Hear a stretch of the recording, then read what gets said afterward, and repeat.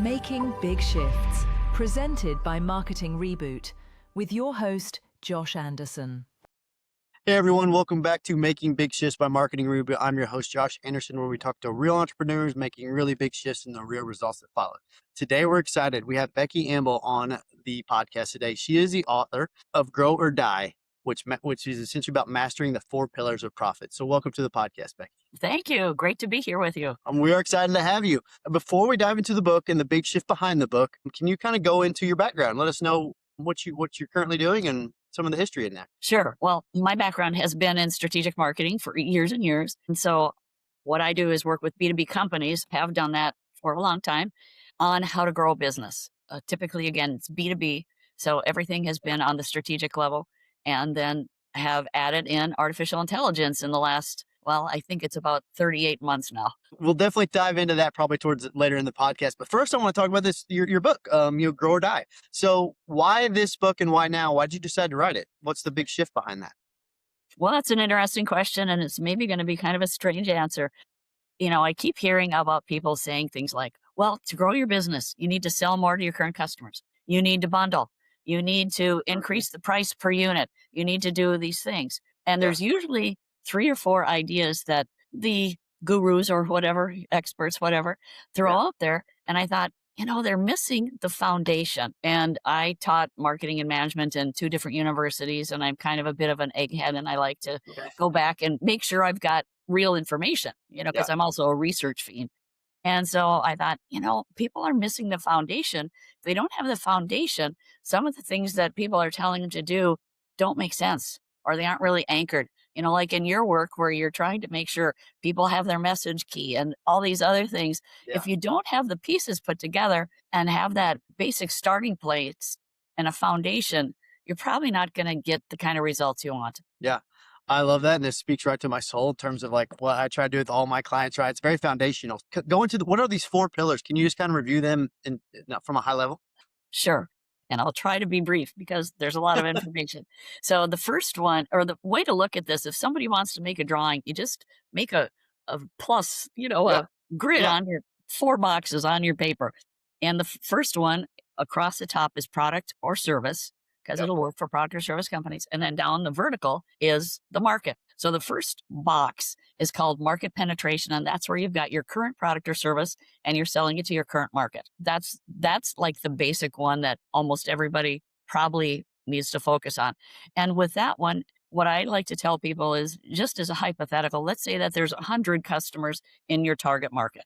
Okay. There could be 10,000, whatever, but let's just say 100 for simplicity. Well, you probably don't have all of them. Right. Maybe you got 20, maybe you got 50 of them. So the whole thing is, what do you do to pick up some of that other business? And there's different things that you can do in that, and even pick up business from competition, because maybe the competition isn't quite serving the customer or taking care of what the customer needs. And so those are a couple of the key things in that, is really, what can you do in your current market with your current product or service to grow that? And so then the next one, moving over, still using your current product or service staying in the same market. So the target market that you have now, your ideal customers, whatever you want to call them. Yeah. Then this one is called product development. So this is where you say, hey, I'm talking to my customers and I keep hearing that they want to be able to do such and such. Wow, we could have a new product or service to address that need. So that's really what that is. And with all of these, it's really great to do some research so that you're keeping in touch with the customers and you're listening and you're hearing what they're saying and you've got all that. So here it's that new idea. And it could be maybe just even an improvement to a product or service that you have, but it shifts things. And now you have potentially other solutions you can provide. So that's that. Now, if we go down and you're in the boxes, the first box on the left, but second row is called market development. And that's where you take your current product or service to a new market. And a lot of people like to do that. Sometimes that works, sometimes it doesn't. Again, you got to research that market so you know what their pains are and what they're doing and what their solutions are. And so you go to this new market. And sometimes a really easy way to do that is go to a different geography. If a company says, hey, I work out of Chicago, well, how about Milwaukee? Yeah. How about Lansing? How about, Detroit? So it could be a new geography state-wise. It could be regional. It could be going from US to international. That's usually kind of a big leap. But anyway, so there's that. And then the last box lower right is a new product or service to a new market. And that's called diversification. Anybody has ADHD or ADD, they probably think that sounds like the most fun place to go because it's all new and exciting. And as a business person, we can look at that and go, dang, that sounds really fun. Yeah. Let me get at it. Well, that is the highest risk and most costly and usually fraught with the most problems. So we need to temper it down. And what I did Yeah. with this book that I think has value is each one of these four main strategies. I talk about them and I give examples, like when we talked about market penetration, more business, are there customers that you're not serving in your target market? How about taking some away Yeah. from competition? That kind of thing. And what I have is a series of questions that a person can ask questions of themselves when they're planning to go, does this make sense? And that's where I Yeah. think a lot of times when people say, increase the price or just sell more. Well, Mhm. if you work in the B2B space in particular, it's pretty hard to maybe have some kind of a custom product for a client and Yeah. then think, oh, I got to sell them more of that. It Yeah. just doesn't make sense. So it depends again on the market and all those kinds of things. And what I really wanted to do with this is have it so that people had more of a tool, almost a checklist they can go through and go, Love it. oh, well, I get how that could maybe not make so much sense Yeah. or how this could really be a great idea. Well, I love all that. That makes a lot of sense to me. And I have a few questions for each one of those quadrants. I'll just call them quadrants if that's okay. So for like the first top left quadrant, right? So like you mentioned competitor gaps. What is your, this might, I don't know, it's kind of a poignant question, but what's the process for auditing and finding those gaps? What's the best way to do that? Yeah, that's a really good question. So part of it is just with anything. And I started doing market research when I was 18. So of course, research is pounded in my brain. And to make sure that you're talking to your customers and that you're documenting things, and then to do a competitive analysis. And there's different ways to do it, sort of the old school way where you have to dig it all up yourself. And the other day, I've got a client that we'll be doing some competitive analysis. And I thought, you know what? I'm going to develop an AI for that. So I have a 6-page prompt. Nice. Yeah.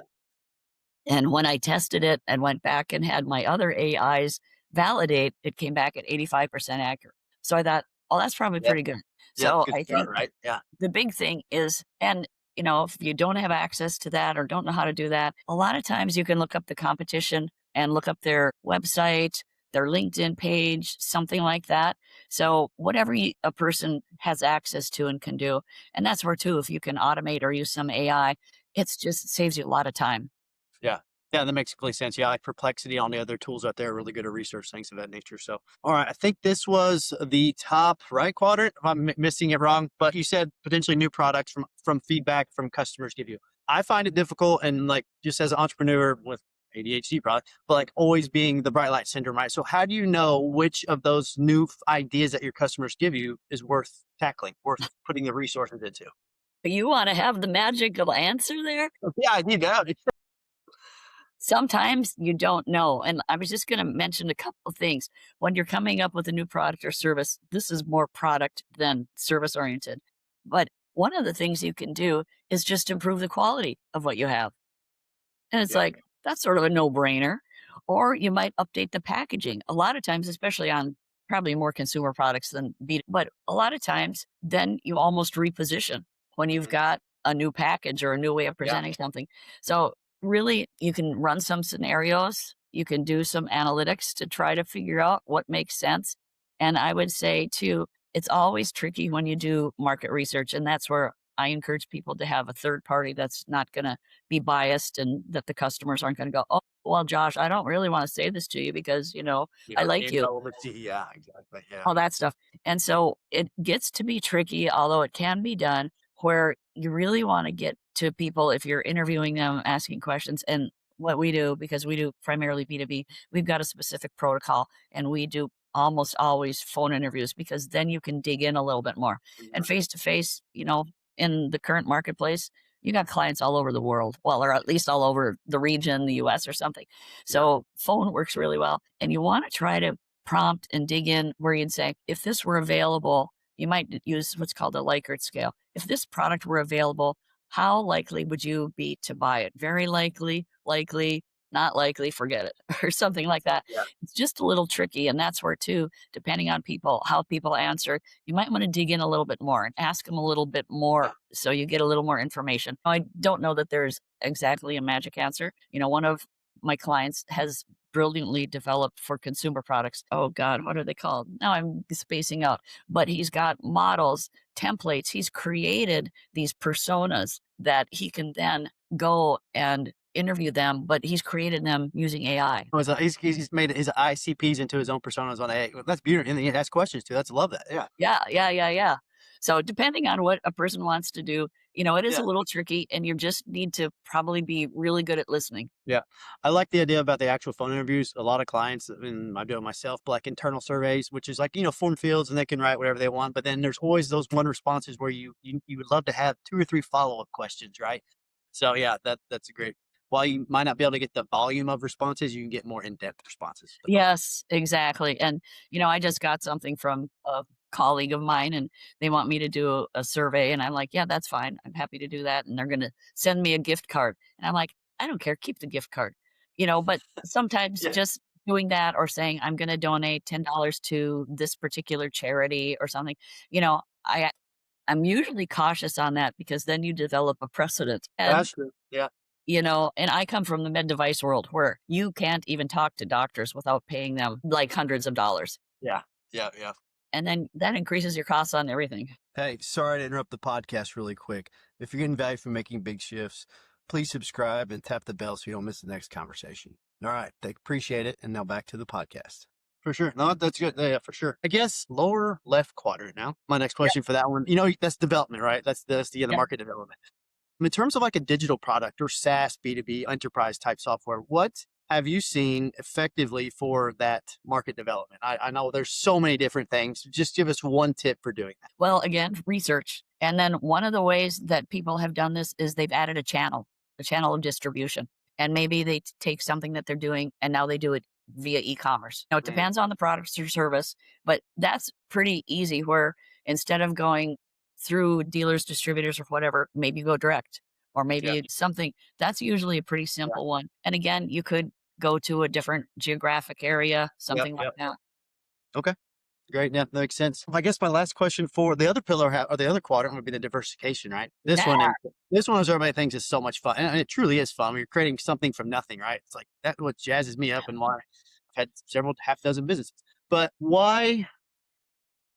I guess the question is, do you see if we were stack ranking all 4 of these pillars, is the diversification potentially like the last thing to try to get more market dominance, essentially? Yeah. Almost always that's your last because it is the highest risk and it Yeah. is the lowest success. And there's some statistics, I'm sure you've heard that 80% of mergers and acquisitions, 80% fail. That's crazy. That's And all that research insane. and everything they put into that, and it still fails. That's crazy. Yeah, it's insane. And there's a couple of things you can do where you can say, okay, I'm going to go into a new business, a new market that's related to mine or related to my customers. Well, there you already have some knowledge and some information. So that lowers your Yeah. risk. You could acquire an existing business that, again, is similar to yours. The other thing, when you do diversify and you go buy a business or start a new thing, is that you have to really think about, do I have the people resources? Do I have the financial resources? And like I'm sure you've done with clients or with your own business, is you go, okay, how long is it going to take for me to get profitable? Yeah. Oh, yeah. Yeah. How long can I cash flow this thing? Yeah. And is that workable? Yeah, for sure. That makes complete sense. So I guess as you provided all those quadrants to us, you got the market penetration, the product service development, the market development, and then diversification. Are those the order of importance of what do you recommend focusing on first of all to increase your profits? Sorry about my voice. I'm not exactly sure if I would say that. Now, typically, market penetration is your top option because most of us have not really maximized our current market opportunity. So then it kind of becomes a trade off. If you go to product development or market development next, really looking at your business, the information you have, the market, and it's kind of what I would suggest people do, just even out of simplicity, is do a SWOT analysis on any of those. So if they say, you know what, I think I got the market penetration, we got all the customers we can handle in the current marketplace, we're just humming along and doing great, then maybe think about product development, market development, and do a SWOT and think about what are my internal strengths and weaknesses for each of those, and give it a little framework so you've got a little more analysis on it. Yeah. Yeah, I think that's brilliant. So, the proper way to do it. And a lot of times, though, as you penetrate more into the market and you get more and more customer feedback from different niches of customers, different types of maybe job titles or something, some of these ideas that they give you, the feedback could be a blue ocean. Who knows, right? So it could really, as you get more penetration, then that could spur more product ideas, essentially. Yeah, and depending on what's going on, I don't like to say just test the waters, but you probably know this because of your work too. A lot of times, really, what you want to do is a test market. So you come up with the new, if it's product development, you've got a new product for your current market. You can just roll that out to like your top 10 customers Yeah. and see how it goes, see what the feedback is. And a lot of times, this is going to be counterintuitive probably, but a lot of times it's less expensive to do a test market than to actually do the research. Yeah. Because research can be radically crazy expensive. That is so true. Depending on what you're doing. And if you can do a test market where you've got limited expense to get to those customers, Mhm. develop that product or service or whatever, test it out. I mean, that's great. And I'm really big on customer advisory boards, and coming out of med tech, that was like standard ops. And even if you had a customer advisory board and you pull together your 10 customers like 4 times a year or whatever, you say, hey, you're going through whatever questions you have, and then you maybe bring up this new product idea or this new market idea, Yeah. and you just have some discussion and see what they have to say. So you can get some good feedback that way too. Yeah. No, yeah, for sure. And I can see how that could, yeah, reduce costs for sure. I mean, you're already using network and referrals and things of that nature you already have, right? So that's amazing. What is one takeaway or the big shift you want somebody they read this book? I know there's probably a lot more than one, but that you want somebody to take away from the book. I love that it's a toolkit essentially. Yeah, for me, I'm very bottom line, and I'm very, let's keep this Mhm. simple. Let's be able to do something. When I work with clients and put together the plan, it's all right. Okay, now we identify the goal. Here's our key strategies. What are we going to do? We want to be able to do something. Yeah, yeah, So with this book, I hope it is a tool where they can look at it and go, okay, well, now I know more about these 4 options. This one makes the most sense. Let me go through the checklist and let me see how I score on that. And if they think that didn't really turn my crank, go yeah, through the checklist on the next one. But I just really like people to have better information and have a process so yeah, that they don't. I mean, it's easy for any of us. I was in another podcast and I said it's easy to make anything complicated. I mean, we can complicate anything just by starting a conversation. yeah. That's like kind of going back to like marketing reboot. Like we are focused on clarity. Subtraction's more important than addition. Like whenever we come to a new client, right? And I think the overcomplication, the simplification, that is where the magic happens in my mind. So, Yeah, yeah. I mean, if we can't simplify things, then we probably don't know what we're talking about. And if we can't simplify it, we can't really execute very effectively because we're all over the place. totally, totally. And then you won't be able to execute across as an individual, you might be able to execute, right? But if you try to like take that process to somebody else, there is no process. So you can't, it's not scalable essentially either. So yeah, agree. I know the book's amazing, but also you also mentioned your AI strategy that you've really been, deep dive in the last 38 months or whatever, right? Tell me about that. What kind of strategy and consulting are you doing currently in that space? Well, typically, I always say that I'm the AI specialist that works with businesses that want to grow and want to do it better, faster, and cheaper using AI because AI isn't the solution for everything. And there are a lot of people. I mean, I've spent tons, like 3,000 hours and $60,000 to learn things. And there are a lot Yeah, of people out there that are doing things. That's fine. They might not have the background, yeah, they might be doing it in their company and all that. And so I really want to look at companies and talk to them about what are you trying to accomplish here? Let's make sure that AI is the solution. And in most cases, there's things that we can do to save people time. And then you look at that and you go, well, if you're saving time, how's that really do anything? Well, if you have more time available, you can focus it on the higher level work that is going to move the needle, is yeah, going to move your organization forward. So a lot of times that's one of the things. And because I'm a fiend on research and all that, a lot of companies really need to get better information so that they can make better decisions. right, And there can be some ways that you can use AI for that. What I also say is that, and I know you are pretty savvy when it comes to AI, that if you use AI for research, market intelligence, you still need to do the real research of calling people because you can get things using AI that are sort of big picture or generic or whatever.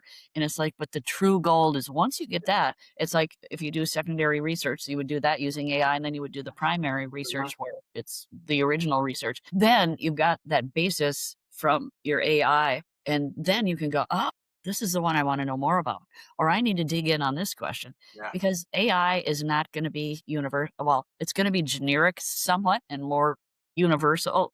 And what we need is to get into some of those specifics, because in my mind, that's where the gold is. Yeah, no, I think that's exactly right. Right, AI is probably going to get you a company-wide corporation perspective. It's using crunch data, things of that nature. Maybe some of the blogs and things of that nature. Once you actually call your ICP at the company, they might sound not exactly the same as what the corporation's putting out there, right? So I think that's very, very brilliant. So phone calls take time. This is kind of a very specific question. How many live person interviews do you recommend whenever you're doing market research for a company? Okay, well, B2B, do you do much work in B2B, or is yours B2C? Yes, I'm mostly 75% B2B and then some B2C. Yeah. Okay. So in B2B, the world is probably somewhere around 10 interviews. What happens is, and these are the ones where you're having a conversation and you're asking questions and you're like, oh, could you tell me more about that? The ones that you dig in a little bit. Anyway, because what you'll find if you even test this out, and I've talked to my PhD buddy about this, I don't know how many times, and another friend of mine in research, is that you interview people, and by the 8th or 9th interview, you start getting the same information. It's absolutely bizarre. That's But crazy. Yeah.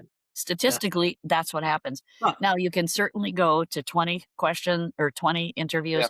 And depending too, if you're trying to fragment it so that you might say, okay, I want to talk to 10 customers that love us. And then I want to talk to 10 that don't. There you might need to break it up. Yeah. And have like multiples. Or you might say, well, I want to talk to 10 customers that buy product A. Then I want to talk to some customers that buy product A and some that buy product B. You might need to almost in essence have 2 studies. So it's kind of like a vague answer, but it depends a little bit on what you're trying to do. I think that's a great answer, because after 10, it sounds like there's a law of diminishing returns, right? It's not worth and it could be, but it's not really worth the resources that you're going to put in you're not going to get much more information. And I love the idea of breaking into different cohorts. Maybe it's like current customers, the ones that re-signed with you, and then the ones that didn't re-sign with you. Why didn't they re-sign? So yeah, I think that's a really good process for that. What do you see coming up? And this is a loaded question. I ask you all any AI strategists I get in here. What do you see as the next, I guess, area, but let's keep it in B2B business. Do you see as automation, productivity, and efficiency as the biggest gains in 2026 for corporations, or what are you seeing with AI? Well, that's a really good question. That would be a good area to focus on. Yeah. Where you want to say, what kinds of things can I automate? Where can I be more efficient? Where can I create templates? That kind of thing.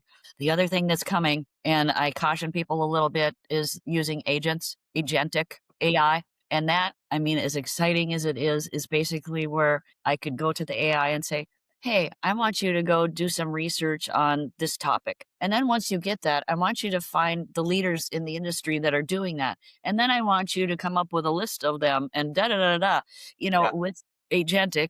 If your listeners aren't familiar with that, you can basically talk to the AI agent like it's a human and give it multiple orders. And it will go find the answers using whatever AI is out there that will get them the solution. Yeah. So, but that's still kind of in its infancy. And I think people need to be a little bit cautious about that. And the other thing is that we have something called HITS and human intelligence systems, and that people, even when you're using an agent, you might need to provide one step and then make sure it's okay. You stay in the loop. Yep. And that's the thing that sometimes I think it's easy to not do, is to think, okay, I got this, let me get rolling. It's like, well, just do a little fact checking there and do a little reality check with what feels right to you. Yeah. Oh, for sure. No, that's solid foundational advice, right? So that's great. What is one piece of advice you can tell people that might be listening to the podcast, from everything that we've discussed about that? What is your one simple sage advice, I guess, to them? Well, I guess I would say, even if they're not familiar, to think about, and this was developed by a guy named Igor Anshoff, Anshoff, and a person could research that, is really look at the foundation and have a framework, have a process. And if you look this up and you do some digging or whatever, you go, oh, I want to do X. Just have a process. Make sure it makes sense and have a process, have some steps, because for any of us, it's easy to just go, oh, I like that one. Well, take it to the next level of what are the 3 things I need to do or the 5 things I need to do, or, just take it to the point of having it a little bit more developed. Yeah. Well, you're speaking my language. Process, process, process. So finally, where can people find your book, find more information about you, get in contact with you, things like that? Yeah, well, thanks for asking. It is on Amazon. I've got, I think, 6 books on artificial intelligence that I wrote. I think 5 are on Amazon because 1 I just give away. And so they can find it on Amazon. I am Becky Future Focus AI at Gmail. It's the main email address I use. Yeah. And I think they can find me on LinkedIn just using my name. I Okay. usually have a lot of stuff going on in LinkedIn and have a newsletter that I crank out now and then. And Love it. right now I'm running a poll because I decided, like you in your work and your brilliance, you probably talk to plenty of companies and go, okay, what have we done? Let's repurpose that. So I wrote a book on networking back in the 90s based on my research. And I think from what I've found is it's the only book on networking that's ever been based on research. I'm like, what the heck? That's cool. Yeah, that's awesome. I'm like, is that really true? And so I updated my research a couple years ago and I thought, well, why don't I just get this back out there for people and see if it is helpful? I'm going to check it out for sure. That's awesome. Appreciate that. So that should be coming. Okay, nice. So stay tuned. I'm going to sign up for the newsletter so I can get the alerts about it. So Awesome. Awesome. Well, Becky, thank you so much for being on the podcast. Really enjoyed this conversation. I hope the viewers did as well. Yeah, this was great. Thank you. All right. Well, everybody, thank you for listening to Marketing Reboot, Making Big Shifts. I'm your host, Josh Anderson. Please like, subscribe, and share. We'll catch you on the next one. Hey, guys, thanks so much for listening to Making Big Shifts by Marketing Reboot. It would be a huge help to us if you subscribe to the channel and share this with somebody that you think needs it. Your support helps us continue to bring great guests on board and keep the conversation going. Have a great day. Thank you for listening to Making Big Shifts. Like, share, and follow for more. Join us next time on Making Big Shifts, presented by Marketing Reboot,